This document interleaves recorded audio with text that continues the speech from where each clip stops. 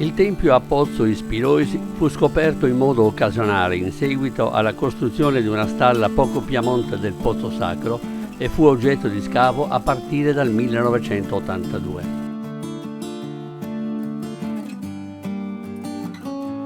Il tempio rappresenta un interessante esempio di architettura sacra nuragica legata al culto delle acque.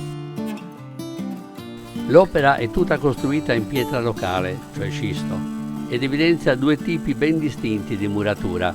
Quella esterna del pozzo è costituita da pietre poligonali piuttosto grandi e poco rifinite, e quella della facciata e dell'interno della canna del pozzo è invece costituita da lastrine di piccole dimensioni, sovrapposte di taglio. Il pozzo fu edificato intorno al 1200 a.C. ed è alimentato da una sorgente perenne le cui acque sono potabili.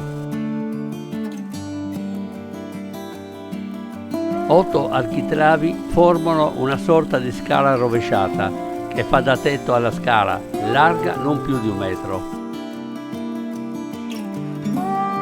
La particolarità del pozzo sacro Ispirois è costituita dalla presenza, sopra la toros della camera sotterranea, di una seconda struttura indicata come nuraghe monotorre.